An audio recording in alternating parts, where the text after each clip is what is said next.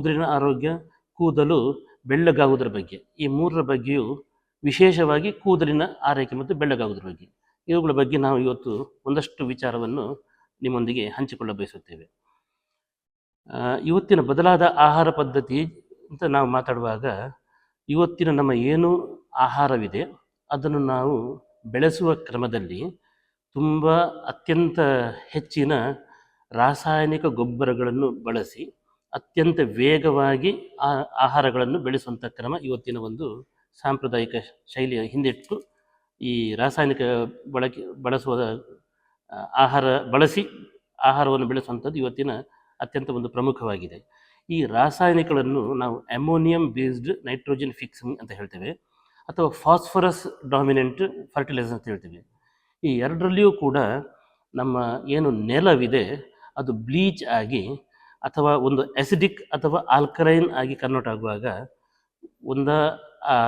ನಮ್ಮ ನೆಲದಲ್ಲಿ ಅತ್ಯಂತ ಉಪಯುಕ್ತವಾದ ಖನಿಜಗಳು, ಅದು ನಾವು ಟ್ರೇಸ್ ಎಲಿಮೆಂಟ್ಸ್ ಅಂತ ಹೇಳ್ತೇವೆ, ಇವುಗಳು ನಷ್ಟವಾಗುತ್ತವೆ. ಅಥವಾ ಒಂದು ವೇಳೆ ಇವುಗಳ ಲಭ್ಯತೆ ಇದ್ದರೂ ಕೂಡ ಗಿಡಗಳು ಈ ಅಸಿಡಿಕ್ ಪಿ ಎಚ್ ಎನ್ವಿರಾನ್ಮೆಂಟ್ ಅಥವಾ ತೀರಾ ಆಲ್ಕಲೈನ್ ಪಿ ಎಚ್ ಎನ್ವಿರಾನ್ಮೆಂಟಲ್ಲಿ ಆ ಗಿಡಗಳು ಅವುಗಳನ್ನು ತಮ್ಮೊಂದಿಗೆ ಸೇರಿಸಿಕೊಳ್ಳಲು, ಅಂದರೆ ಆ ಗಿಡಗಳಲ್ಲಿ ಇವುಗಳ ಶೇಖರಣೆ ಆಗುತ್ತಿಲ್ಲ. ಗಿಡಗಳಲ್ಲಿ ಬರದೇ ಇದ್ದ ಕಾರಣ ಆ ಗಿಡಗಳನ್ನು, ಅಂದರೆ ದವಸ ಧಾನ್ಯಗಳು ಸೇವಿಸುವ ಮನುಷ್ಯನಲ್ಲಿಯೂ ಅದರ ಕೊರತೆ ಉಂಟಾಗಿ ಶರೀರದ ಪೋಷಣೆಯಲ್ಲಿ ಕೊರತೆಯಾಗುತ್ತಿದೆ. ನಾನು ಏನು ಹೇಳ ಬಯಸ್ತಾ ಇದ್ದೀನಿ ಅಂದರೆ, ನಾವು ಮಾರುಕಟ್ಟೆಯಲ್ಲಿ ಈ ಆಹಾರ ಪದಾರ್ಥಗಳನ್ನು ಖರೀದಿಸುವಾಗ, ಉದಾಹರಣೆಗೆ ವೆಜಿಟೇಬಲ್ಸ್ ಅಥವಾ ದವಸ ಧಾನ್ಯಗಳು ಏನು ಹೇಳ್ತೇವೆ, ಅವು ನೋಡುವಾಗ ಸುಂದರವಾಗಿ, ಪುಷ್ಕಳವಾಗಿ, ಅತ್ಯಂತ ಕಲರ್ಫುಲ್ ಆಗಿ, ಅಂದರೆ ಬಣ್ಣಯುಕ್ತವಾಗಿ ಕಾಣಬಹುದು. ಆದರೆ ಅವುಗಳಲ್ಲಿ ಕಾರ್ಬೋಹೈಡ್ರೇಟ್, ಪ್ರೋಟೀನ್ಸ್ ಬೇಕಾದಷ್ಟು ಇದ್ದಿರಬಹುದು. ಆದರೆ ಇನ್ನೊಂದು ಪ್ರಮುಖ ಅಂಶವಾದ ಖನಿಜಗಳು, ಟ್ರೇಸ್ ಎಲಿಮೆಂಟ್ಸ್ ಅಂತ ನಾವು ಹೇಳ್ತೇವೆ, ಇದರ ಒಂದು ಸಾಕಷ್ಟು ಪ್ರಮಾಣದ ಇಲ್ಲದಿರುವಂಥದ್ದು. ಈ ಆಹಾರ ಪದಾರ್ಥಗಳನ್ನು ನಾವು ಸೇವಿಸುವಾಗ ನಮ್ಮ ಆರೋಗ್ಯವು ನಾವು ಎಣಿಸಿದಷ್ಟು ಸ್ಟ್ರಾಂಗ್ ಅಥವಾ ಎಣಿಸಿದಷ್ಟು ಆರೋಗ್ಯಪೂರ್ಣವಾಗಿ ಜೀವನಕ್ಕೆ ಅನುಕೂಲ ಆಗಿಲ್ಲದೇ ಇರುತ್ತದೆ. ಸೊ ಇದನ್ನು ನಾವು ಒಂದು ಪ್ರಮುಖ ಅಂಶವನ್ನಾಗಿ ಗಮನಿಸಬೇಕು. ಎರಡನೇದಾಗಿ, ನಮ್ಮ ಡೈಜೆಸ್ಟಿವ್ ಸಿಸ್ಟಮ್, ನಮ್ಮ ಏನು ಜೀರ್ಣಾಂಗಗಳಿದ್ದೇವೆ ಅವುಗಳು ಅತ್ಯಂತ ಸತ್ವಯುಕ್ತವಾದ ಆಹಾರವನ್ನು ಅದು ಜೀರ್ಣ ಮಾಡಿಕೊಳ್ಳದೇ ಇದ್ದಲ್ಲಿ, ಅಂದರೆ ಜೀರ್ಣಾಂಗದಲ್ಲಿ ಸಮಸ್ಯೆ ಇದ್ದಲ್ಲಿ, ಆಗಲೂ ನಮಗೆ ಪೋಷಕಾಂಶಗಳ ಕೊರತೆ ಉಂಟಾಗುತ್ತದೆ. ಸೊ ಈ ಎರಡು, ಒಂದು ಲಭ್ಯವಿದ್ದ ಪೋಷಕಾಂಶಗಳನ್ನು ನಮ್ಮ ದೇಹ ಪಚನ ಮಾಡಿಕೊಳ್ಳೋದ್ರಲ್ಲಿ ಕೊರತೆ, ಎರಡನೇದಾಗಿ ನಮ್ಮ ದೇಹದ ಪಚನ ಶಕ್ತಿ ಗಟ್ಟಿ ಇದ್ದರೂ ಕೂಡ ನಾವು ಸೇವಿಸುವಂಥ ಆಹಾರದಲ್ಲೇ ಅದರ ಕೊರತೆ. ಈ ಎರಡುಗಳು ಪ್ಲಸ್ ಎನ್ವಿರಾನ್ಮೆಂಟಲ್ ಫ್ಯಾಕ್ಟರ್ಸ್, ಏನು ಸುತ್ತಮುತ್ತವಾದ ಏನು ಅಸಿಡಿಕ್ ವಾಟರ್ ಅಥವಾ ಆಲ್ಕಲೈನ್ ವಾಟರ್, ನಾವು ಏನು ಸ್ನಾನ ಮಾಡಲು ಅಥವಾ ಕುಡಿಯಲು ಏನು ನೀರನ್ನು ಉಪಯೋಗ ಮಾಡ್ತೇವೆ, ಅದರ ಪಿ ಎಚ್ ಚೇಂಜ್ ಆಗಿ ಅದರ ಸಾಧರ್ಮ್ಯ ವೈಧರ್ಮ್ಯ, ಅದರ ಕ್ವಾಲಿಟಿ ಚೇಂಜ್ ಆದರೂ ಕೂಡ ನಮ್ಮ ಶರೀರದ ಮೇಲೆ ಅದರ ಇಂಪ್ಯಾಕ್ಟ್ ಬರುತ್ತದೆ. ಇದಲ್ಲದೆ ಪ್ರಮುಖವಾದ ಸೂರ್ಯ, ಪ್ರಮುಖವಾದ ಗಾಳಿಯು ತೀರಾ ಸ್ಮೋಕ್ ಯುಕ್ತವಾಗಿ ಅಥವಾ ಕಲ್ಮಶಗಳಿಂದ ಕೂಡಿದ್ದರೆ ಅದು ನಮ್ಮ ಆರೋಗ್ಯದ ಮೇಲೆ, ನಮ್ಮ ಕೂದಲಿನ ಮೇಲೆ ಒಂದು ವ್ಯತಿರಿಕ್ತ ಪರಿಣಾಮವನ್ನು ಉಂಟು ಮಾಡುತ್ತದೆ. ಇದು ನಾವು ಆಹಾರ ಮತ್ತು ನಮ್ಮ ಪೋಷಕಾಂಶಗಳ ಕೊರತೆ ಬಗ್ಗೆ ನಾವು ಗಮನ ಹರಿಸುತ್ತಾಯಿತು. ಈ ಕೂದಲಿನ ಆರೋಗ್ಯಕ್ಕೆ ಪ್ರಮುಖವಾಗಿ ನಾವು 3 ಫ್ಯಾಕ್ಟರ್ಸನ್ನು ಅನಲೈಸ್ ಮಾಡ್ತೀವಿ. ಪ್ರಮುಖವಾಗಿ ಪಿಗ್ಮೆಂಟ್ಸ್ ಪ್ರೊಟೆಕ್ಷನ್, ಅಂದರೆ ಕಪ್ಪಾದ, ಗಾಢವರ್ಣವಾದ, ಪುಷ್ಕಳವಾದ, ಆರೋಗ್ಯಪೂರ್ಣವಾದ, ಅಂದರೆ along with tensile strength, along with elasticity, along with porosity, density of the hairs, ಈ 4 ಅಂಶಗಳನ್ನು ಗಣಿಸಿಕೊಂಡು ಒಂದು ಪ್ರೊಟೆಕ್ಷನ್ ಆಫ್ ದಿ ಪಿಗ್ಮೆಂಟ್ಸ್ ಅಂತ ಹೇಳ್ತೇವೆ. ಈ ಚೆನ್ನಾದ ಗಾಢವಾದ ಕಪ್ಪು ಬಣ್ಣಯುಕ್ತವಾದ ಕೂದಲುಗಳನ್ನು ಹೊಂದಲು ನಂಬರ್ 1, ನಮ್ಮ ಟ್ರೇಸ್ ಎಲಿಮೆಂಟ್ಸ್ ಬಗ್ಗೆ ಹೈಲೈಟ್ ಮಾಡುವಾಗ ಕಾಪರ್ ಹೇಳುವಂಥ ಒಂದು ಖನಿಜ, ಒಂದು ಟ್ರೇಸ್ ಎಲಿಮೆಂಟ್ಸ್ ಈ ನಮ್ಮ ಆಹಾರದ ಮೂಲಕ ನಮ್ಮ ಶರೀರವು ಸೇರಬೇಕು. ಇದು ನಮ್ಮ ಕೂದಲಿನ ಒಂದು ಗಾಢವಾದ ಕಪ್ಪು ಬಣ್ಣವನ್ನು ಮೇಂಟೈನ್ ಮಾಡುವಲ್ಲಿ ಅತ್ಯಂತ ಪ್ರಮುಖ ಅಂಶ. ಯಾವ ಆಹಾರ ಪದಾರ್ಥಗಳಿಂದ ಈ ಕಾಪರ್ ಹೇಳುವಂಥ ಒಂದು ಟ್ರೇಸ್ ಎಲಿಮೆಂಟ್ಸ್, ಒಂದು ಖನಿಜ ನಮ್ಮ ಶರೀರವನ್ನು ಸೇರುತ್ತೆ ಅಂತ ಪ್ರಶ್ನೆ ಬಂದಾಗ ಪ್ರಮುಖವಾಗಿ ನಾವು ನೋಡುವಂಥದ್ದು ಗೋಡಂಬಿ, ಏನು ಕ್ಯಾಶ್ಯೂ ಅಂತ ಹೇಳ್ತೇವೆ. ಅದನ್ನು ಒಣಗಿಸಿ ಆಗಲಿ ಅಥವಾ ಅಂದರೆ ಇಡಿಯಾಗಿ ಆಗಲಿ ಅಥವಾ ನಮ್ಮ ಆಹಾರಗಳಲ್ಲಾಗಲಿ ಕ್ಯಾಶ್ಯೂವನ್ನು ಸ್ವಲ್ಪ ಸ್ವಲ್ಪ ಅನುದಿನ ಸೇವನೆ ಮಾಡುವಂಥದ್ದು ಅಥವಾ ವೀಕ್ಲಿ ಸೇವನೆ ಮಾಡುವಂಥದ್ದು ಒಂದು ಅತ್ಯಂತ ಪ್ರಮುಖವಾದ ಒಂದು ಅಂಶ. ಕ್ಯಾಶ್ಯೂ ಅಲ್ಲದೇ ಇದ್ದಲ್ಲಿ ಎಳ್ಳು ಅಥವಾ ಎಳ್ಳೆಣ್ಣೆ ಇದೇನಿದೆ ಇದರಲ್ಲಿ ಕೂಡ ಸಾಕಷ್ಟು ಪ್ರಮಾಣದಲ್ಲಿ ಕಾಪರ್ನ ಒಂದು ಖನಿಜಾಂಶ, ಟ್ರೇಸ್ ಎಲಿಮೆಂಟ್ಸ್ ನಮ್ಮ ಶರೀರವನ್ನು ಸೇರುತ್ತದೆ. ಇದಲ್ಲದೆ ನಾವು ಪ್ರೊಟೆಕ್ಷನ್ ಆಫ್ ದಿ ಪಿಗ್ಮೆಂಟ್ ಬಗ್ಗೆ ಮಾತಾಡುವಾಗ ವಿಟಮಿನ್ B12 ಇದೊಂದು ತತ್ವ ಏನಿದೆ ಇದು ಸಾಮಾನ್ಯವಾಗಿ ಈ ಮೊಳಕೆ ಬರಿಸಿದ ಕಾಳುಗಳಿಂದ ನಮ್ಮ ಶರೀರಕ್ಕೆ ಸಿಗುತ್ತದೆ. ಇದನ್ನು ನಾವು ನಮ್ಮ ಆಡು ಮಾತಿನಲ್ಲಿ ಕೋಸಂಬರಿ ಅಂತ ಹೇಳ್ತೇವೆ. ಈ ಹೆಸರು, ಉದ್ದು, ಕಡಲೆ, ನೆಲಕಡಲೆ, ಬಟಾಣಿ, ರಾಗಿ, ಗೋಧಿ, ಮೆಂತೆ, ಎಳ್ಳು, ಅಲಸಂಡೆ, ಹುರುಳಿ ಇವೆಲ್ಲಗಳನ್ನು ನೀವು ನೀರಿನಲ್ಲಿ ನೆನೆ ಹಾಕಿದರೆ 1 ದಿವಸ ಬಿಟ್ಟು, 2 ದಿವಸ ಬಿಟ್ಟು, 3 ದಿವಸ ಬಿಟ್ಟು ಎಂಜೈಮ್ಯಾಟಿಕ್ ಆಕ್ಟಿವಿಟಿ ಚೇಂಜ್ ಆಗಿ ಅದರೊಂದು ಮೊಳಕೆ ಬರುವಂಥ ಒಂದು ಪ್ರಮೇಯ. ಇದನ್ನು ಮೊಳಕೆ ಬರುವವರೆಗೆ ಕಾಯಬೇಕಾಗಿಲ್ಲ. ಈ ಎಂಜೈಮ್ಯಾಟಿಕ್ ಆಕ್ಟಿವಿಟಿ ಸ್ಟಾರ್ಟ್ ಆಗಿ ಅದು ಮೆತ್ತಗಾಗಿ ತಿನ್ನುವಂಥ ಒಂದು ಯೋಗ್ಯ ರೀತಿಗೆ ಬಂದಲ್ಲಿ ಅದನ್ನು ಸೇವನೆ ಮಾಡುವಂಥದ್ದು. ಇದರ ಏನು ಮೊಳಕೆ ಬರುವಂಥ ಅಥವಾ ಎಂಜೈಮ್ಯಾಟಿಕ್ ಆಕ್ಟಿವಿಟಿ ಇನಿಷಿಯೇಷನ್ ಆಗೋ ಸ್ಪೀಡ್ ಇದೆ ಅದು ಬೇರೆ ಬೇರೆ ಆಗಿರುತ್ತದೆ. ಉದಾಹರಣೆಗೆ ಹೆಸರು ಕಾಳನ್ನು ನೀವು ಇವತ್ತು ನೆನೆ ಹಾಕಿದರೆ ನಾಳೆ ಬೆಳಿಗ್ಗೆಗೆ ಮೆತ್ತಗಾಗಿ ತಿನ್ನಲು ಯೋಗ್ಯವಾಗುತ್ತದೆ. ಆದರೆ ಬಟಾಣಿ ಆಗಲಿ, ಕಡಲೆ ಆಗಲಿ, ನೆಲಕಡಲೆ ಆಗಲಿ 2 ದಿವಸ ಬೇಕಾಗುತ್ತದೆ. ಹುರುಳಿಗೆ ಇನ್ನೂ ದಿವಸ ಎಕ್ಸ್ಟ್ರಾ 3 ದಿವಸ ಬೇಕಾಗುತ್ತದೆ. ಹಾಗಾಗಿ ಬೇರೆ ಬೇರೆ ಕಾಳುಗಳಿಗೆ ಬೇರೆ ಬೇರೆ ಆ ಎಂಜೈಮ್ಯಾಟಿಕ್ ಆಕ್ಟಿವಿಟಿ ಆಗುವಂಥ ಸ್ಪೀಡ್ ಇರುವ ಕಾರಣ ಇದನ್ನು ಬೇರೆ ಬೇರೆ ದಿವಸ ಒಂದೊಂದು ಕಾಳುಗಳನ್ನು ಒಂದೊಂದು ದಿವಸ ಹಾಗೆ ಎಲ್ಲವನ್ನೂ ಒಂದು ಆವರ್ತನೆಯಲ್ಲಿ ಸೇವನೆ ಮಾಡುವಂಥದ್ದು ಶರೀರಕ್ಕೆ ಬೇಕಾಗುವಂಥ ಎಲ್ಲ ವೈಟಮಿನ್ಗಳು, ಎಲ್ಲ ಪೋಷಕಾಂಶಗಳನ್ನು ಸೇರಿಸುವಲ್ಲಿ ಒಂದು ಅತ್ಯಂತ ಪ್ರಮುಖ ಪಾತ್ರವನ್ನು ವಹಿಸುತ್ತದೆ. ಸೊ ನಾವು ಪಿಗ್ಮೆಂಟ್ ಪ್ರೊಟೆಕ್ಷನ್ ಬಗ್ಗೆ ಮಾತಾಡುವಾಗ ಒಂದು ಕಾಪರ್ ಬಗ್ಗೆ ಮಾತಾಡಿತ್ತು, ಇನ್ನೊಂದು ವಿಟಮಿನ್ B12 ಇದನ್ನು ನೈಸರ್ಗಿಕವಾಗಿ ಹೇಗೆ ಪಡ್ಕೊಳ್ಬಹುದು ಇದರ ಬಗ್ಗೆ ನಾವು ಮಾತಾಡಿದ್ದು. ಇನ್ನೊಂದು ಪ್ರಮುಖ ಅಂಶ ಕ್ಯಾಟಲೇಸ್ ಅಂತ ಹೇಳ್ತೇವೆ. ಅಂದರೆ ಶರೀರದಲ್ಲಿ ಚಯಾಪಚಯಗಳು, ಮೆಟಬಾಲಿಸಮ್ ಅಂತ ಹೇಳ್ತೇವೆ.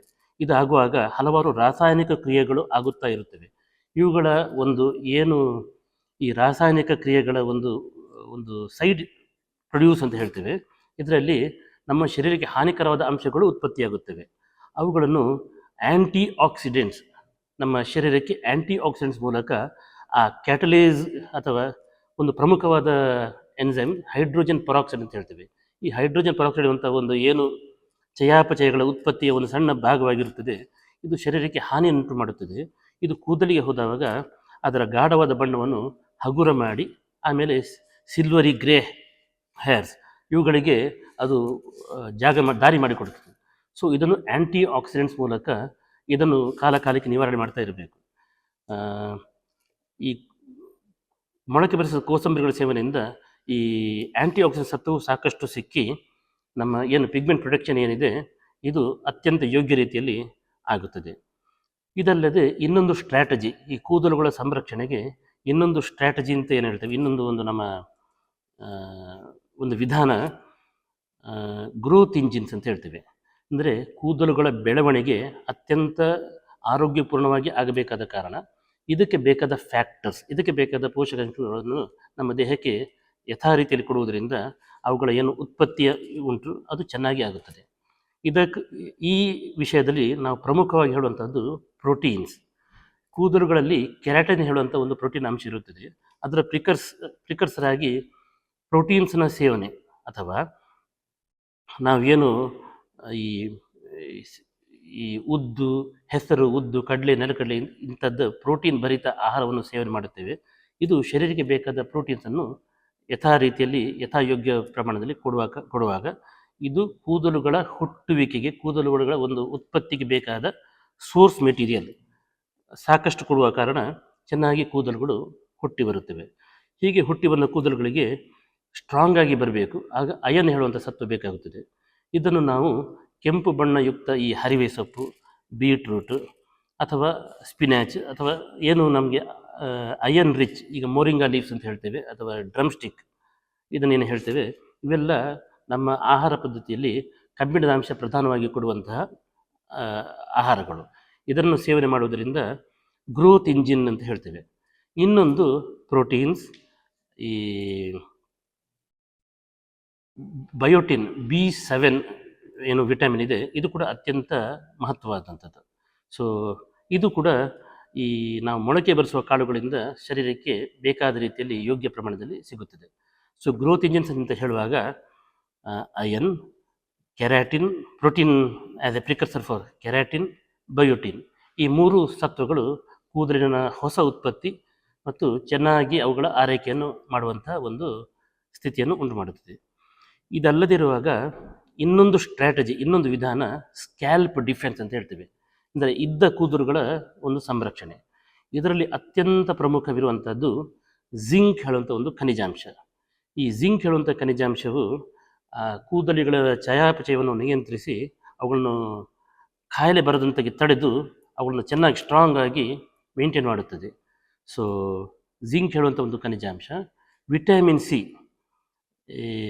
ನಾವೇನು ನೆಲ್ಲಿಕಾಯಿ ಅಂತ ಹೇಳ್ತೇವೆ ಅಥವಾ ಲಿಂಬೆ ಅಂತ ಹೇಳ್ತೇವೆ, ಇವುಗಳೆಲ್ಲ ಈ ಸಿಟ್ರಸ್ ಫ್ರೂಟ್ಸ್ ಅಂತ ಹೇಳ್ತೇವೆ, ಮೂಸಂಬಿ, ಆರೆಂಜಸ್, ಇವುಗಳೆಲ್ಲ ನಮ್ಮ ವಿಟಮಿನ್ ಸಿ ಅನ್ನು ಕೊಟ್ಟು ಸ್ಕ್ಯಾಲ್ಪ್ ಡಿಫೆನ್ಸನ್ನು ಚೆನ್ನಾಗಿ ಮೇಂಟೈನ್ ಮಾಡುತ್ತದೆ.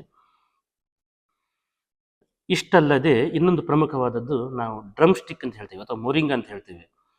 ಇವತ್ತು ಏನು ಡ್ರಮ್ ಸ್ಟಿಕ್ ಅಂತ ಏನು ಮಾರ್ಕೆಟಲ್ಲಿ ಅತ್ಯಂತ ಒಂದು ಪ್ರಮುಖವಾದ ಒಂದು ವೆಜಿಟೇಬಲ್, ಇದು ಶರೀರದ ಎಲ್ಲ ತತ್ವಗಳಿಗೂ ಒಳ್ಳೆಯದು, ಕೂದಲಿನ ಬೆಳವಣಿಗೆಗೂ ಒಳ್ಳೆಯದು.